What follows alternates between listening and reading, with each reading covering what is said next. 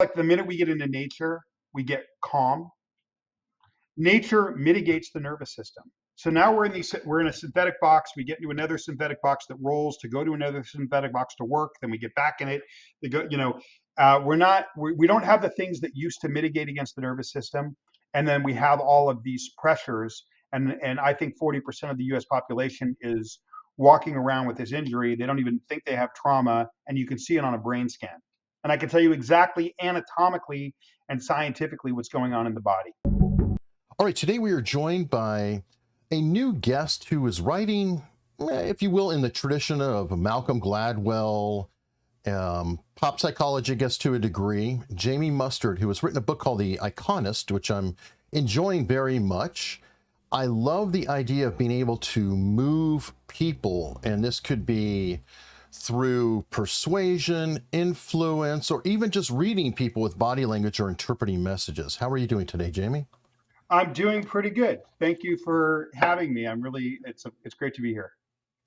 It's great to have you. And, one thing that struck me about the Iconist early on is you had mentioned that you grew up in a pretty rough area of LA. I don't know if that's East LA, South Central LA. Which part? I grew up near, you could say towards East Los Angeles, near downtown Los Angeles, in and around downtown Los Angeles. So you would say east of Hollywood. And I, was a kid that had to overcome a lot to be where I am now. So you could say that my childhood was filled with kind of abandonment, poverty, and invisibility. Mm-hmm. And actually, I think that the invisibility that I felt as a child, which has a very unique set of psychological kind of symptoms, feeling like you're invisible and no one sees you. I believe that everyone watching this experiences that today to some degree or another because of mass information overload. We feel smaller. So I think that this thing that kind of was my misery or living hell as a kid, had kind of that I eventually reverse engineered. I then in this book reverse engineered how to stand out if you're anyone, how to not be invisible if you're anyone, if you're an artist, if you're an entrepreneur, if you're a business person and you're feeling like there's just too much content around you, for that, with attention being the kind of most important commodity of our time.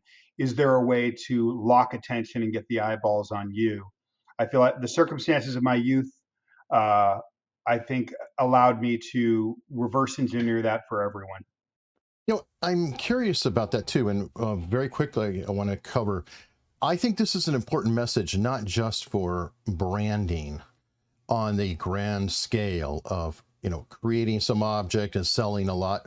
Most of my audience really, they're not into sales, but I think this could be helpful in their life to just be noticed, even within their family, within their church, within their community, anything of that sort. Would you agree? I absolutely would agree. In fact, there was a guy that wrote a book in 2004, a very, very successful book called The Paradox of Choice. Good book. I've And, read it. yeah, and it's a great TED Talk. And this guy's a guy named Barry Schwartz, who's a professor of uh, social theory at Skidmore University and a psychologist. And basically, he said that there's actual psychological ramifications that come from when we have too much choice. We'll be paralyzed. We won't make any choice. We'll be dissatisfied. We'll think, oh, I should have made a better choice. Ultimately, we can become depressed about choice. There's just too many choices.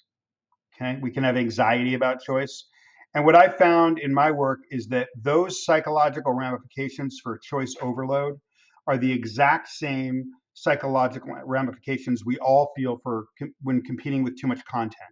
When we feel like there's so much content going on around us that nobody sees us, we feel paralyzed. Why try if no one's going to see me? We have anxiety about being seen. We're dissatisfied with the results of being seen, and ultimately we can become depressed about being seen. Right. And one way to kind of illustrate this, so the invisibility that I felt in poverty and abandonment as a kid, everyone feels that now in a social and cultural situation. especially millennials, the ones that and the Gen Zers, that they grew up not knowing anything else. They feel it more than anybody, and they didn't even know what it was like before. But to kind of illustrate that in practical terms, if you were walking around your town, where do you live, Eric? What town? I'm in Hampton, Virginia. Okay, so you were say you were walking around Hampton or Baltimore or Portland, Maine, or anywhere in the world in 1950. You were subject to about 250 advertising messages a day. Mhm. By 1970, that would have been 1,000 advertising messages a day, 500 to 1,000. By 1998, before the internet was really rolling, we were subject to about five to 7,000 advertising messages a day. And in 1998, there was a woman named Linda Stone doing research for Microsoft and Apple to talk about how people were so distracted by messaging that people were now only, she coined the term continuous partial attention. People are only partially paying attention because they're so distracted by messaging. So no matter what your endeavor in life, whether it's your church, whether it's business, whatever you're doing, this is 1998, before the internet was rolling. Thought experiments today saying that people are being hit with 10 to 15,000 advertising messages a day. So that means, so continuous partial attention means people are only partially paying attention to you because they're distracted by all this stuff. Okay. To the degree that people are only partially paying attention to you, to that degree, you are invisible. And that has a psychological effect. When we feel like people are paying attention to us, it makes us anxious. Is he hearing me? Is she hearing me? Are they hearing me? Why even talk if no one's going to pay attention to me? I'm dissatisfied with my life because I can't get the attention that I know my great ideas or what I have to say deserves. And ultimately, that can become depressing for people. You know, you talk about the messaging, and what popped in my head is I've read a series of books called Prey. It's like Shadow Prey, Winter Prey, Prey, by John Sanford. And these are fiction, kind of mystery type books or whatever. And this many years ago. But one of the books had a Russian cop who had come to Minnesota to help him out. And one of her observations were that there were ads everywhere. And by that, she meant even going to the gas station, I encourage everybody to just look at the gas pump. How many stickers and ads and things like that are spattered even on the gas pump? Everywhere we go, there's 50 ads. Go to Whole Foods, how many ads or labels are on every single box? Is that part of the number you're talking about? Not even including the internet? Absolutely, absolutely. I mean, originally those 1950s, those 1970 numbers would be just like minimal, three network television stations and billboards, right? So 100%. I mean, 1998, when Linda Stone coined the term continuous partial attention, we were being hit by 5 to 7,000. That was 10 years before we went mobile or we had smartphones and were bombarded through that. Okay, so 100% it starts with that. In fact, I tell a story in the book about, I just got back from the south of Brazil working with an artist down there, and I tell the story in a book about Sao Paulo, Brazil. Who oh my God, I can't think of the date right now, but maybe it was 15 years ago.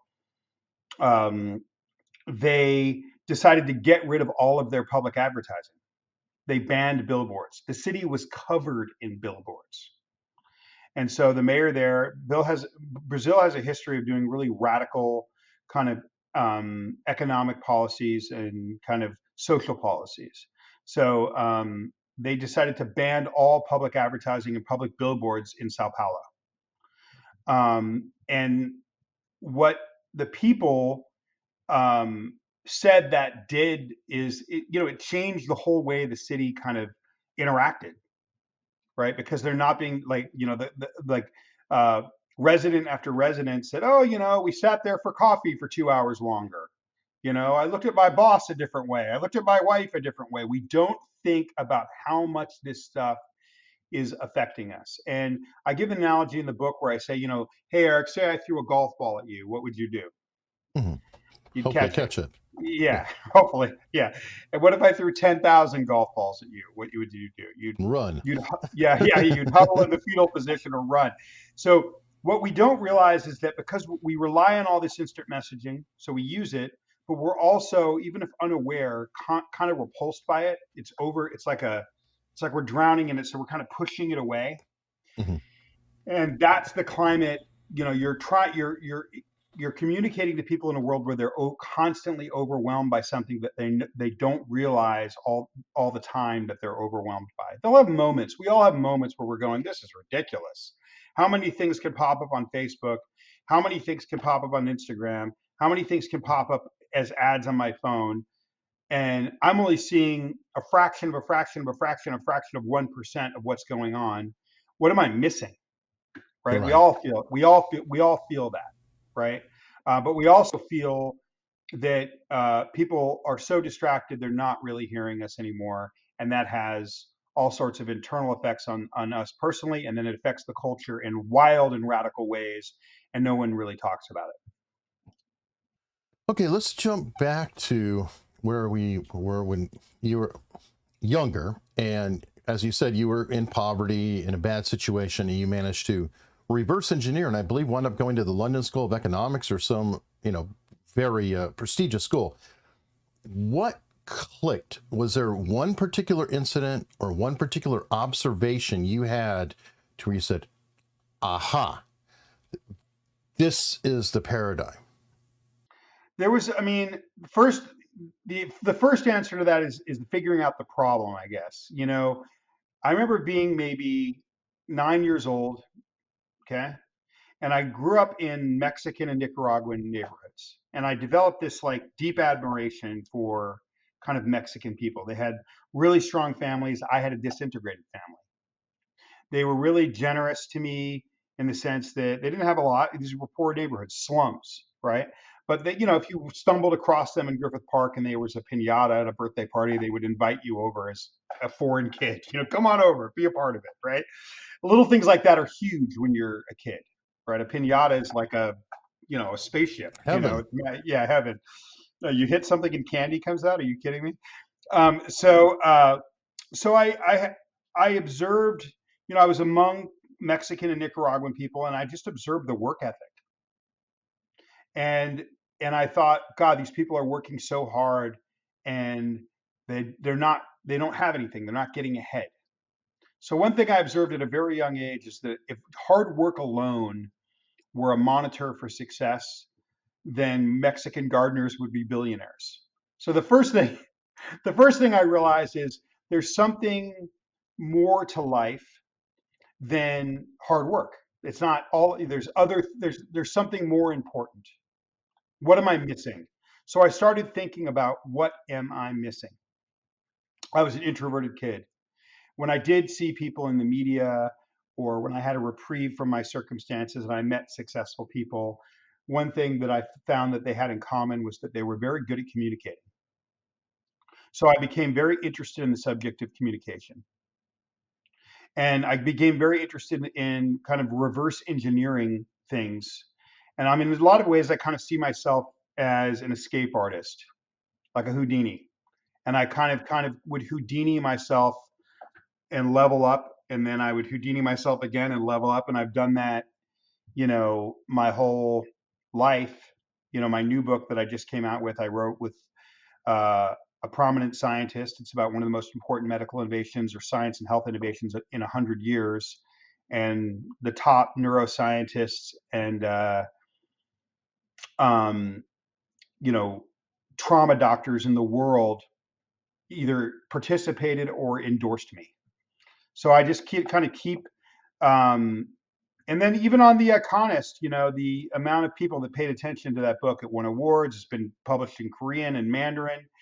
And some of the smartest business people and creators in the world endorsed. I got endorsements from a lot of uh, really really interesting people were affected by that book. Good. Yeah. And you have it in audio, so thank you.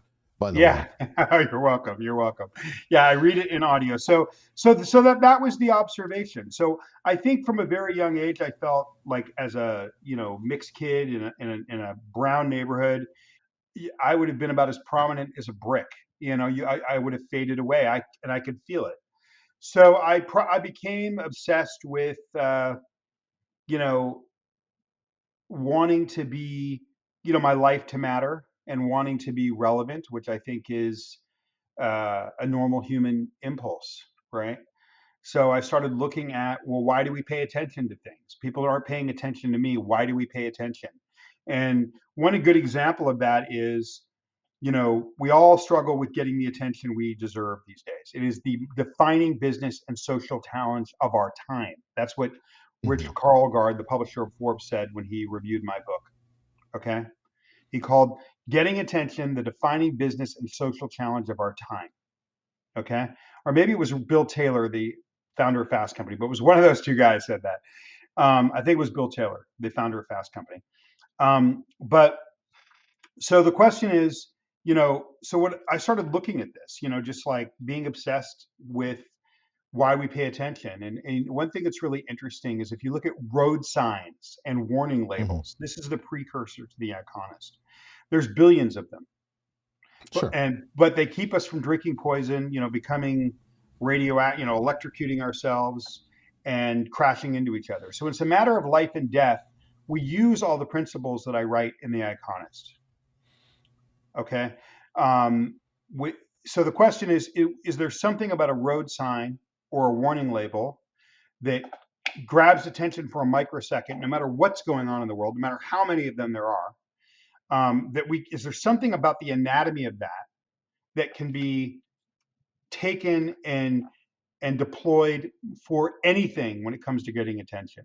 Is there something built into the way that a road sign is constructed, a warning label is constructed, that you can use to get attention for your art, your business, your design, your church social, for your get attention from your spouse? Is there something inherently in there that that works for everything? And so I Would started. you Yeah. I'm sorry to interrupt. Would you No, add no. a bumper sticker to that? Because I feel the clarity of a solid bumper sticker is similar in principle to that. A message that can be digested easily, repeatable, constantly, and recognizable rapidly. Absolutely. I mean, a bunker sticker has the same thing that a road sign has or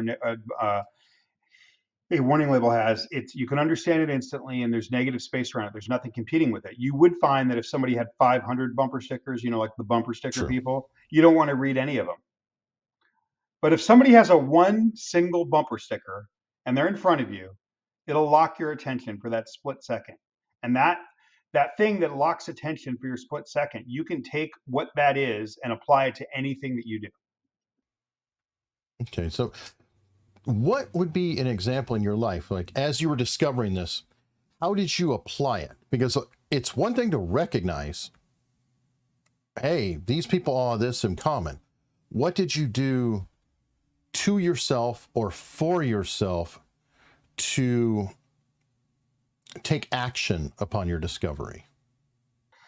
Well, I mean, God, it's no one's ever asked me that question of kind of how I did that as a little kid. I mean, like, what were the early, right now, I mean, I'm deploying this, I work for Nike, Adidas, Intel, Columbia Sportswear, Samantha, it's the biggest companies in the world. I guest lecture at Parsons New School, and I teach this to young design students and art students. I just did a class um, in uh, Parsons Chinese campus with a room full of kids for so I'm always thinking about how I employ it socially, in business today. No one's ever asked me kind of what that looked like for me as a little kid, but Well, so I'm asking you because I'm of the mindset that you're completely refined in your message and in a tailored delivery. But I'm looking out for the kid who has nothing and no points of reference and the mindset for them to dig their own way out, their own unique message, their own unique life. okay, the first way that it started probably was when I was 11 years old. I noticed that, and then probably into my teens, I noticed that um, if you could make people laugh, they would pay attention to you. So I used that.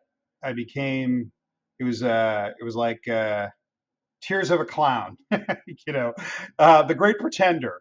I was probably pretty miserable inside because I was dealing with all sorts of, I was semi-literate until my late teens, you know, but I used became the class clown. I used jokes, just constantly became known as the funny person. Like if I'm around, you're going to be laughing, and that made people want to have me around and gave me the opportunities to expand my social network. So I recognized humor as a way to grab attention, and I just repeated humor over and over and over again. This And is that's very interesting. I'm going to jump to an interview I just did that will be coming out before this one does. Rich Guzzi is a comedian hypnotist, and I came to the conclusion and talked to him about it, and he doesn't think I'm completely crazy, that comedy is hypnosis and that humor is hypnosis, because you're laying out a premise and then you're doing a pattern interrupt or a change of behavior, and that causes a reaction. And I'm wondering if you're finding humor actually is helping you find clarity that, okay, everybody's expecting this message. Punchline, though, is something completely different. It's a turn. Again, something instantly recognizable. Am I far off?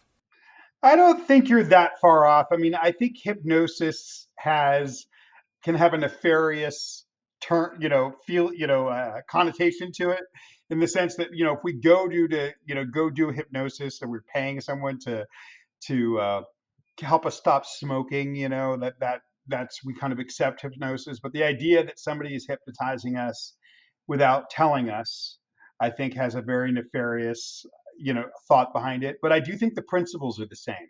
I don't think the intent.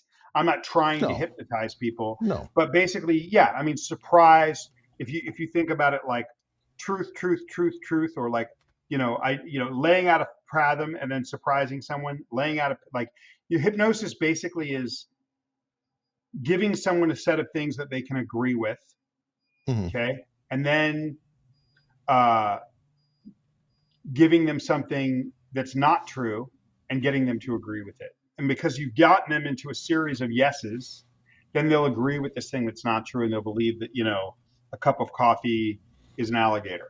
Okay. Mhm. So humor has a similar pattern in the sense that you're creating a sense of understanding, and then you're turning it, and so it locks attention. It grabs attention. What's going on over there, right? Surprise grabs attention. Mhm. But yeah, I think there is elements. I've never thought about it before. You're asking me questions like, huh? But yeah, there's elements of humor that are hypnotic. Okay, and this brings me to, like, later on in your book, you were talking about the FedEx slogan, when you absolutely have to get it delivered on time and how powerful that was. And this one, I'm sure many, many people know it because of Steve Jobs, but I've always felt that one of the greatest slogans I've ever heard was 1,000 songs in your pocket. Yeah, I mean, listen, how long is our interview today? An hour? More longer? How long do we have? Up Yeah. to an hour, but no. Okay. All right. I will lay that out for you. I would like to spend the last 10 minutes, if you'll indulge me, Of course. we're talking about the new book, because I think that it would kind of blow people's minds. And we're talking about surprise right now. And this new Mhm. book, I don't know, I have more ideas than I have time left on this planet. And I don't know that I'll ever come across anything as kind of shocking as what I just published. Okay. But um, it's interesting. There's a difference between what my book is called The Iconist, right? How you can cause something to be iconic in the mind of someone as a formula at will to anyone within minutes, rather than hoping something, we call a Kleenex or a Coke, and we think of it as organic or a coincidence. Okay. The question is, is there something about a road sign or a warning label that I could deploy to anything, so that I could put anything in the iconic in the mind of another person that I want at will, with it in 5 minutes rather than 50 years of coincidence, hope, luck, or chance? And the answer is yes. It is 100% a formula. It works every time because it's based on our primordial brain of perception.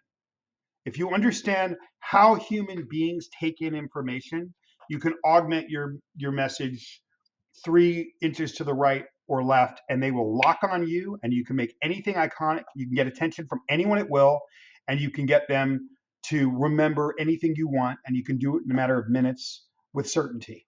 Okay? That's what the Iconist is about. The first thing that you have to do, based on your question, is you have to parse apart, what is the difference between an icon, something that's going to lock someone's attention and that they're going to remember forever, and a slogan. Okay, a slogan is just some, we know that people respond to simplicity. That's why we have bad slogans. If you have hostess, um, wholesome, and we have all these horrible slogans from I don't know, Lehman Brothers, no one ever left behind, or no family left behind, or they just don't mean anything. So what's the difference between that Jobs example that you just gave, and the kind of boring I'm loving it from McDonald's? Is there a difference between 1,000 songs in your pocket and I'm loving it? Or is there a difference from when it absolutely positively has to be there overnight and I'm loving it? I would not call 1,000 songs in your pocket, or when it absolutely positively has to be there overnight, a slogan. I would call them those two things are based off of an emotional need that your target audience has to fulfill, right? If you think about that FedEx slogan, let's work with that first, and then we'll move into Steve Jobs. If you think about that FedEx slogan, that was before the internet, right? So if you had a mortgage, a family inheritance, a trust that had a date connected to it, before fax machines, the only way, you had to know it was going to be there if there was a deadline date. So when someone hears when it absolutely positively has to be there overnight, and they actually have that problem, that's not a slogan. That's a fucking gut punch. That leaves you no choice. Okay? So that's very different than I'm loving it, which means nothing. Okay? And so then if you move that on to um, the 1,000 songs in your pocket, well, I don't think most people would disagree that the most powerful artistic medium in the world, the only medium more powerful than movies, is music. It's what it sustains us as a human culture. Art sustains us in terms of our our souls, but music is the most powerful and immediate form of what sustains us beyond food and beverage, right? So 1,000 songs in your pocket to young people that live off of music, or even older people that live off of music, that's not I'm loving it. That's like, wow, I could be on the subway and I could have everything at my disposal. That has power to it.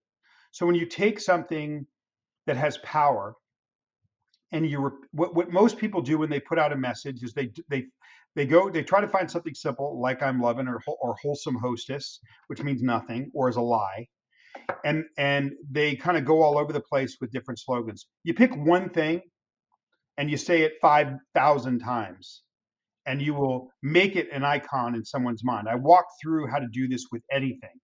I walk through how to do this with music, art, design, architecture, entrepreneurship, business. In the book, I show you how to do it. It's a roadmap to standing out in any field that you can imagine.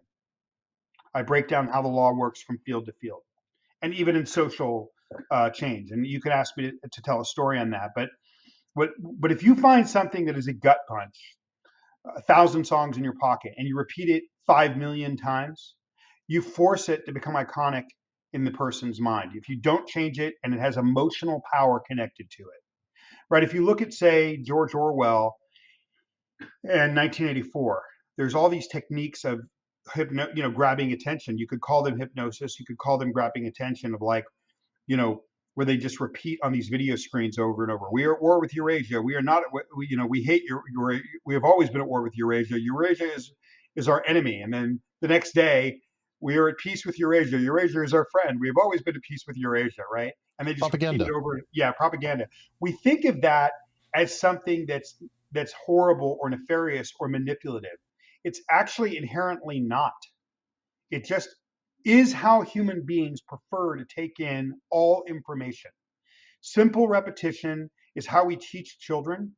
We don't think we're propagandizing children. We use big, large images, Sesame Street. One, it takes a full screen. Two, right? And there's actually been research that shows on adults that when we put large, repetitive imagery, large, instantly understandable images with more complex information, people enjoy learning more, they retain more, and they're more locked on and they're more engaged. But as we get above elementary learning, we stop communicating to each other in elementary ways. And what I say in the Iconist is that people are more, adults are more locked more onto repetitive elementary communication more than children do. But we stop using it. So I teach you how to use it to grab attention. Like I said, were talking before you started recording. I said in a lot of ways the Iconist is a sequel to Blink. And what I meant by that is if we can make all these decisions in a blink of an eye without even thinking, what if there are a way where what if we could harness that blink to lock attention on the thing that we wanted to grab attention for and use it and use that attention for whatever we wanted? That's the Iconist. You can harness that blink and move it the way that you want to move it, whether you're a business person, a songwriter, an entrepreneur, a CEO, sending an email to your team or your boss. There's this technique works with anything and everything.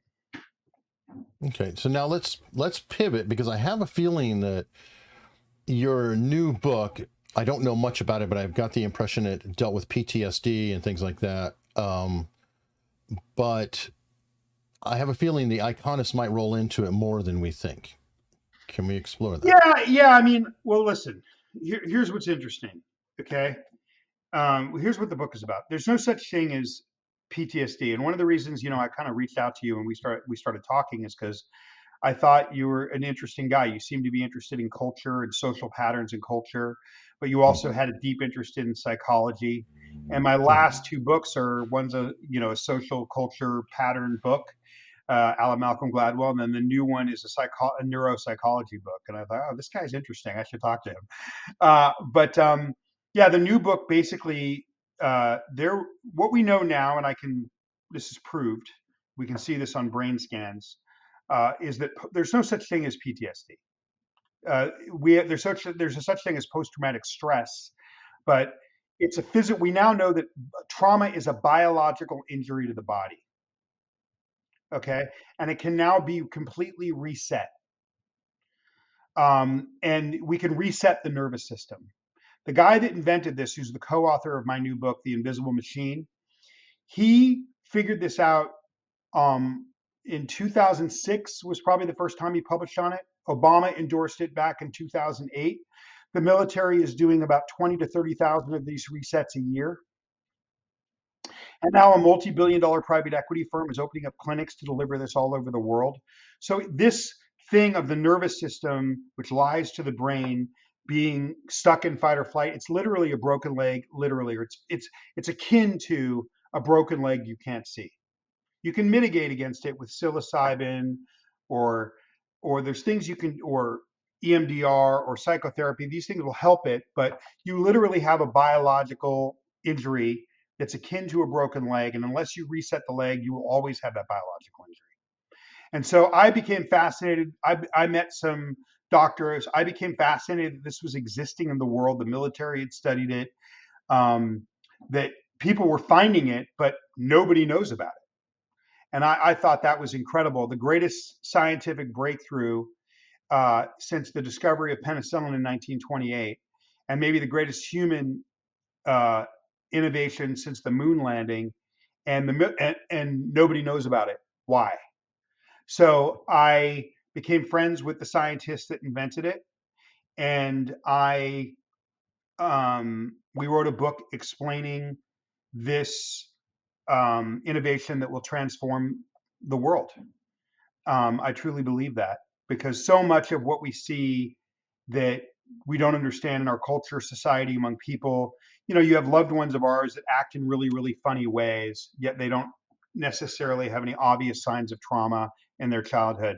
Uh, there's there's you can get this from blunt force trauma, but you can also get an overactive nervous system or a nervous system stuck in fight or flight from just chronic stress and never think you had trauma. So this was something that I thought was maybe one of the most important scientific advancements in 100 years, and nobody knew about it. And I thought, okay, I'm going to write a book, and in 5 years, I want this to be more popular than LASIK. We don't have to walk around being stressed all the time. Question for you, because I don't know if it's a particular procedure or thing or what. First off, is it something expensive, and is it something immediate? It's something immediate, and it's not that expensive. I mean, I don't think we're very far from insurance covering it. Right now, it's probably in the if you get it, you got to go to where they have all the mod cons. The doctor, I don't work for them, so this is not an endorsement or anything like that. But this thing, even when I first started working with special forces a few years ago, they were doing it on an old paper. So the only way you're getting it right is if you go to this place where the doctor is the chief medical officer, which is called the Stella Center. Okay, so they have all the modern protocols. But it's an injection. It's an injection. It's actually, and we know it's safe because it's an injection that was developed in 1925 for tingling hands. And then about 20 years ago, the doctor, who's a researcher and a scientist and an innovator, he was using this 100-year-old or 80-year-old injection to treat women going through menopause and moving it around and innovating it. And some of them started saying their PTSD symptoms went away. Well, which PTSI, post-traumatic stress injury, is what we now know. Okay. And for anybody that's cynical, I can prove to you in the next 100 seconds, 90 seconds, that post-traumatic stress is 100% and trauma is 100% biological. And here's how I would say it. Okay. There was a book that came out, I'm sure it's out of print now, that came out in 1970 called Violence and the Struggle for Existence, written by this guy named Frank Ochberg, who defined Stockholm Syndrome for the FBI in the 1970s. And he also is the guy in 2012 that started trying to push the APA to change the name from PTSD to PTSI, post-traumatic stress injury. A lot of states have made that change, just they've not been able to get the APA to do it yet. But some crazy amount of US states have individually started to call it post-traumatic stress injury because we have the science that proves it now. Well, this guy, Frank Ochberg, he wrote a book in the 1970s with a bunch of Stanford doctors, 2 years after Martin Luther King was assassinated. So Coretta Scott King did the foreword to that book. And there's a chapter in that book called Biology and Aggression, where these doctors in 1970 are saying, we 100% know that the effects of trauma are biological. And here's how we know. If you were to take a goat, a chicken, a zebra, a dog, a cat, a horse, and you were to just terrorize it and beat the crap out of it, abuse the shit out of it for 3 months, and then stop, and then never abuse it again, and only treat it like it was the best thing ever, it would be different for the rest of its life. It would be different in one of two ways. That animal would become highly aggressive, fight, or that animal would be very, very timid, flight. Okay. We didn't just give that goat a disorder. We didn't just give that dog or that horse or that cat a disorder.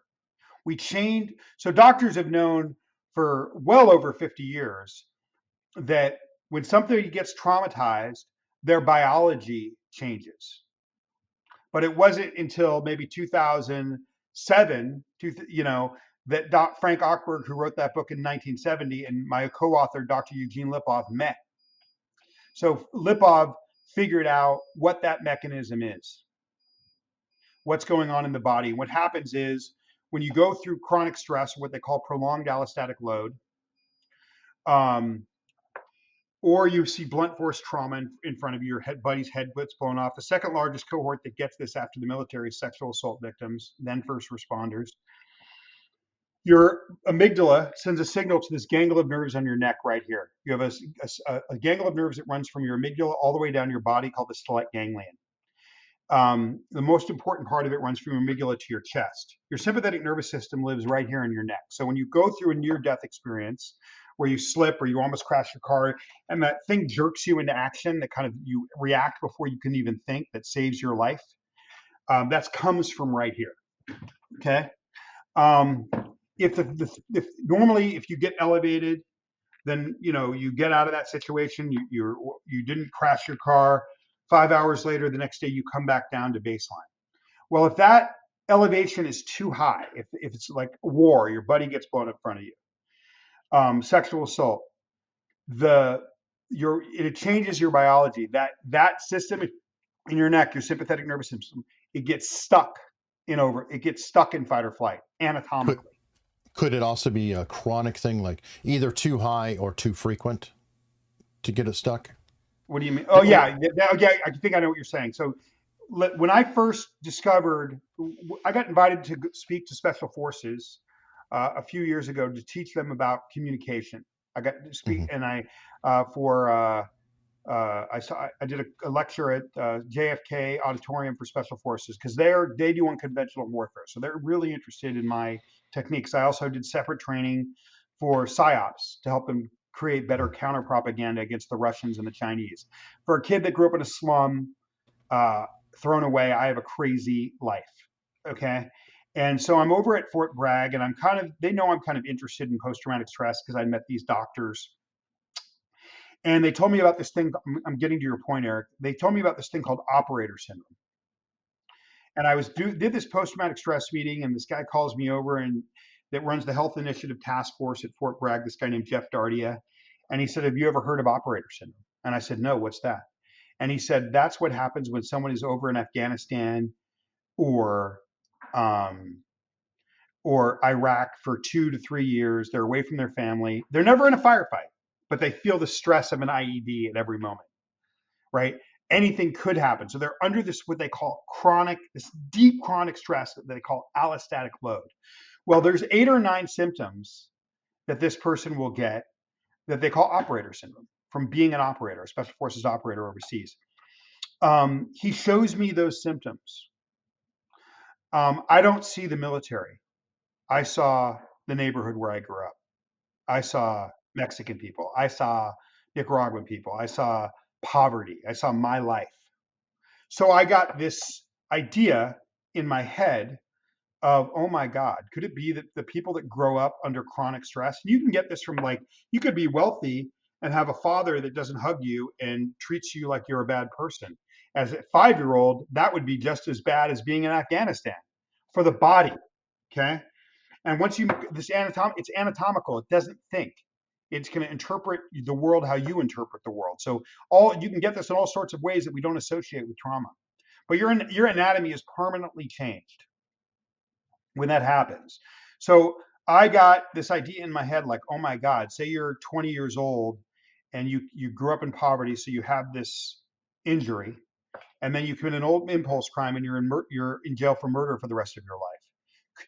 This gangle of nerves in your neck, when it's stuck on, will tell you that an argument over a donut is life or death, and you'll overreact.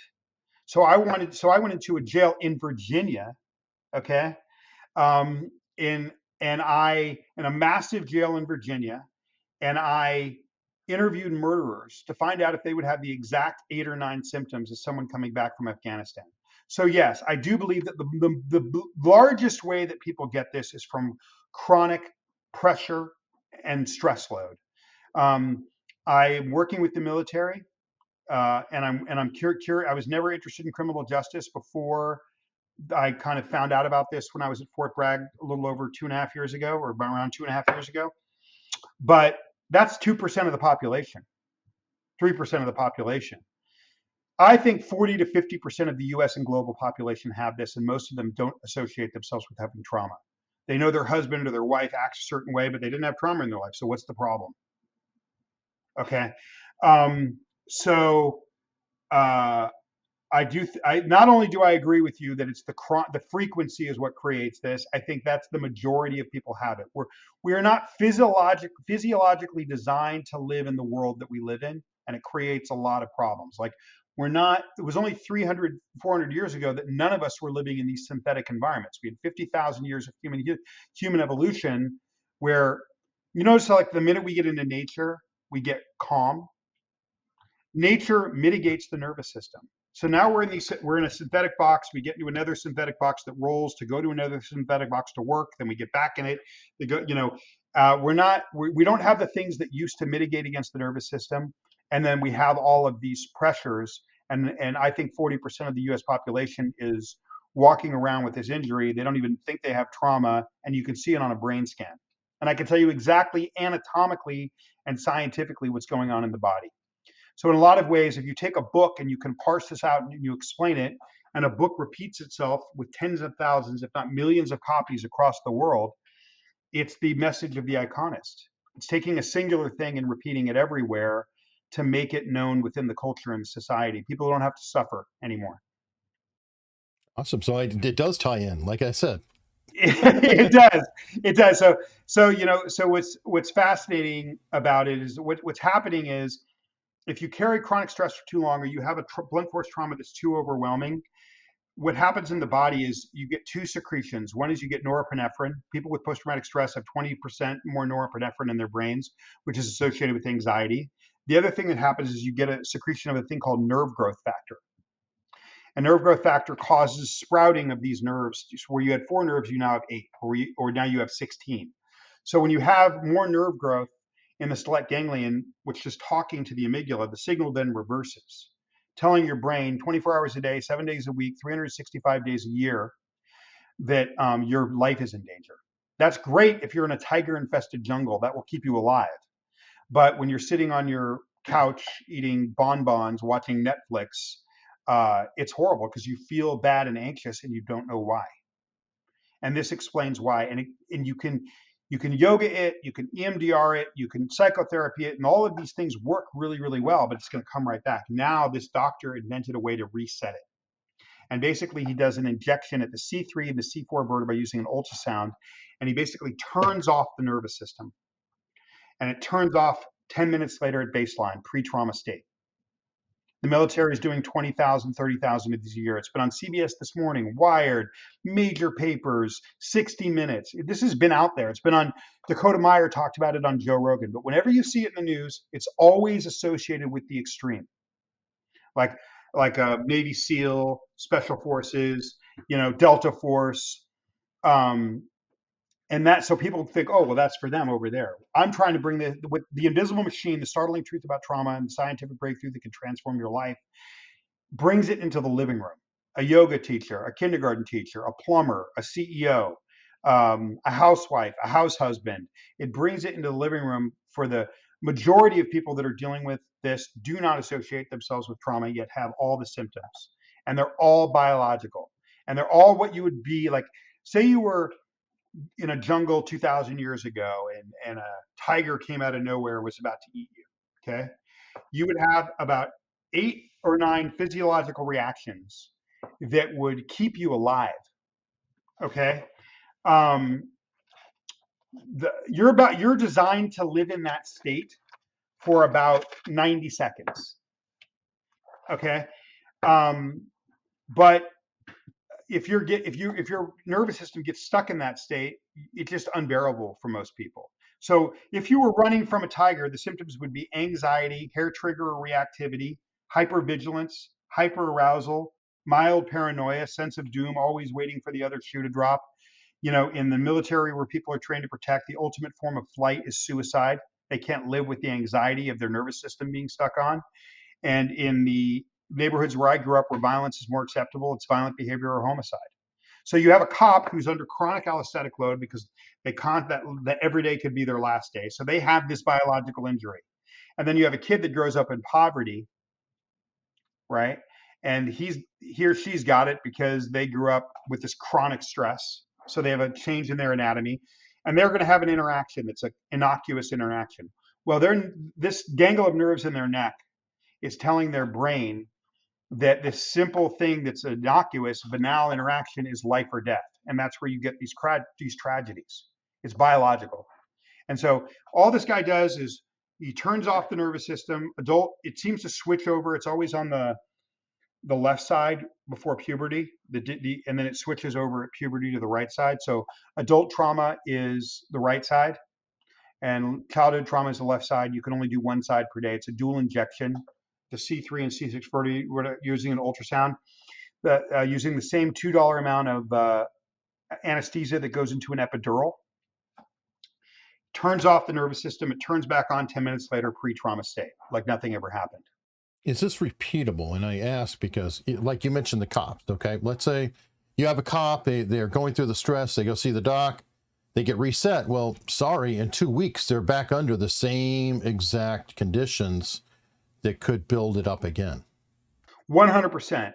If you re-traumatize yourself, you will have to re-injure yourself. When I first started explaining this to these special forces guys, these special forces colonels, I got invited by these two colonels that run the Q course, the qualifying course, to train them on communication.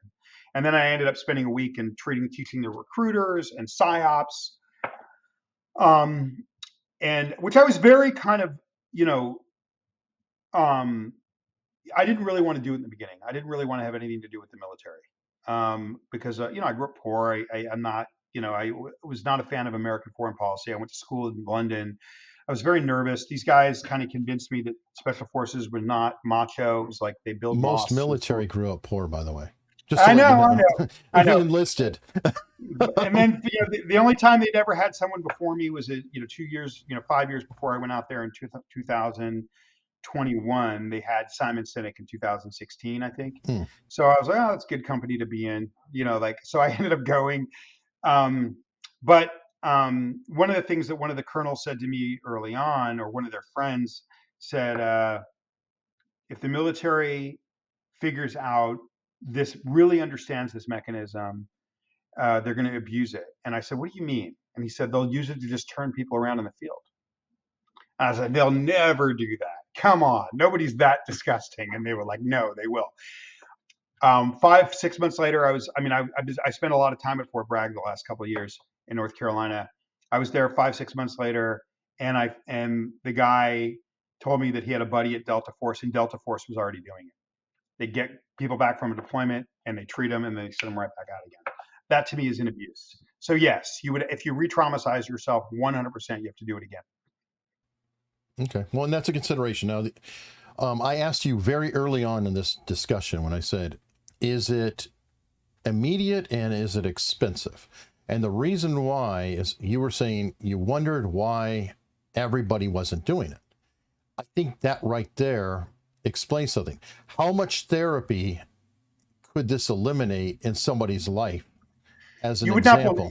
You would not believe how many psychologists and therapists say when someone does this treatment, and they get done more in 6 weeks than they have the previous 6 years, because the biological pressure isn't there anymore, which is the majority of what it is. So I believe in therapeutics. They're essential. But you would never do physical therapy over a broken leg. You'd set the leg first. That's what we're talking about here. Okay. So we're talking in terms of cost, talking about Stella Center. If you're not going to Stella Center, you're not getting the modern protocols. And they've made these innovations in the last 10 years that brought it from 70% effective to 85 to 90% effective. So you have to get it done right. When I went to WOMAC, they were doing it wrong 2.5 years ago. They were doing it only at the local C6 vertebra, or the C7. Now they do it at the C6 and the C3 dual injection. Plus, they figured out the left side all in the last 5-7 years. So you're not getting it right. You won't get the full benefits of it. It's the difference between wow and oh my God, my life is completely transformed. Okay. I'm a patient. I've done it. Right. But in terms of the expense, Eric, to answer your question, it's I think it's around $2,000. You could say I don't think that's price prohibitive. What are you spending on therapy is $200 to $300 an hour. That's right? my point. Yeah. Like that's pretty inexpensive. Especially if you amortize it over your life, like it's pennies a day to not feel uncomfortable all the time. And people say, well, how did you feel now and how did you feel before? I was just chronically uncomfortable my whole life. In fact, when I did it, I didn't think it was going to work on me because I was abandoned as a baby. I didn't even know what baseline felt like. So for me, but it is the most transformative thing I've ever done in my life. And I really, yeah, yeah. Your book may help drive the cost down too if it starts to be adopted more widely. I think so. I mean, we're getting, the book's been out. We wanted a book. We just won the National uh, Independent Excellence Award.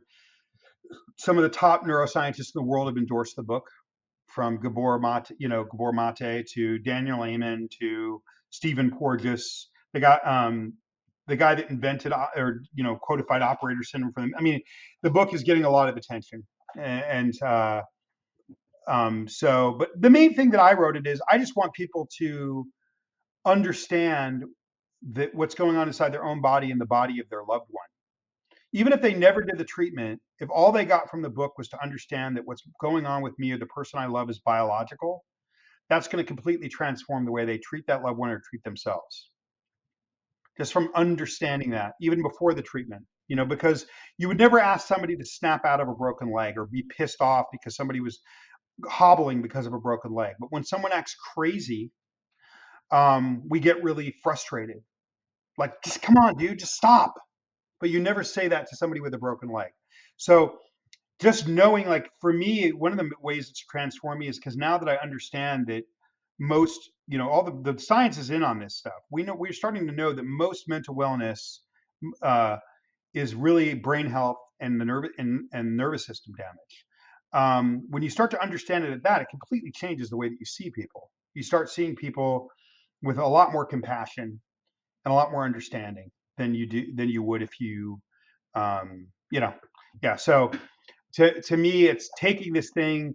But oh yeah, there was something you maybe said. So one of the reasons I do think that it hasn't been adopted widely and why we wrote this book, it only came out a couple months ago, is because, again, it's been associated with the extreme.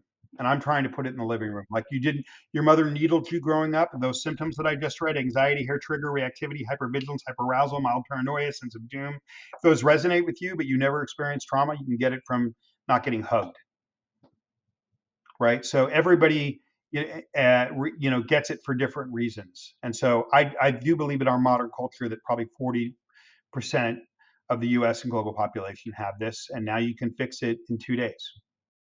And by the way, the not being hugged, there are actual studies on that. It's either Romania or Hungary, some Eastern European country that had the abandoned babies in the orphanage. As adults, they don't come out very well. Yeah. So yeah, and that's because of this biological damage. Also, there's an incredible book. There's so much we know now that there was a book that came out a few years ago that had incredible data in it that proved or showed that the leading cause of disease in adults is childhood trauma, the ACEs score, adverse childhood experiences. The question is, why? How? There's an incredible book called The Body Keeps the Score. If the body keeps the score, then the sympathetic nervous system is the scorekeeper. This book, The Invisible Machine, explains what is actually happening in the body that makes it so that you're getting more disease. When you damage the sympathetic nervous system, you're more likely to get cancer. You're way more likely to get an array of autoimmune diseases. Anyone listening to this that has an autoimmune disease is, when they hear me list those symptoms, is saying to themselves, I had those symptoms before I got the autoimmune disease. There's a tremendous amount of people with autoimmune diseases that are going and getting what we call the dual sympathetic reset. And their symptoms it completely transform the body. What happens is when your nervous system is overactive and stuck in fight or flight, it's like you're being chased by a tiger 24 hours a day. When you look at somebody that commits suicide, they can't live. They're doing that because the anxiety is just too much to bear. One of the symptoms that I always leave off when I give these symptoms is depression, because I don't believe depression is a symptom. I believe depression is a result of having to live with all the other 8 things. Okay? So, when the body you're designed to live like that for 90 seconds. and you're either going to be eaten by the tiger or get away from the tiger or kill the tiger. You know what I mean? So when you're feeling like that all the time, it just is unbearable for most people, and you don't have to live like that anymore. And we can see it. So what happens is, and you can see it on a brain scan. Anybody that has these symptoms, if I scan their brain with an fMRI, I'm going to see overactivity in the amygdala. And of course, that you'll see fluctuations on an fMRI, but you'll see chronic overactivation in the amygdala. You do the symptom on them, you do this on them over 2 days, and their amygdala calms right down and goes back to normal and stays that way. That's amazing. Now, I'm going to have links to both books in the description. And to wrap it up, though, I have one question, and that is, what is the one question I should have asked you, but I neglected to do? Why is it so important for human beings to be seen? Why is it? I think it goes back to Maslow, right? Mm-hmm. Which is like, the hierarchy of needs. Once you get above food and sustenance, our needs completely transform and change. The human condition becomes about transcending into meaning. It becomes about being about something. Okay. Like we have to then be fulfilled by meaning. And if people don't see us, life can't mean anything. We have, like the human experience, the most important aspect of the human condition. And I'm an artist and I make art everything, and I make writing everything. I'm a very ambitious person with a lot going on. But one thing I know to be true is that human connection is more important than all of it. And if people don't see us, we don't connect. And we have once we get above basic sustenance, shelter, food, connection is everything. Whether that's basic connection with our spouse, or whether that's being seen at work, or being seen in our portfolio or our resume, being seen becomes a major part of how we identify in the world and feel fulfilled or don't feel fulfilled. So if we're not being seen, we are not fulfilled and we're miserable. And I don't want others to experience that. I don't want now the mainstream is experiencing what I experienced as a kid, and I want to take that away from them. I want them to be able to be seen and connect at will in any endeavor, so that they can live a complete human experience. That's a perfect message to close on. And thank you so much. Thank you for having me, Eric. This was different and kind of amazing.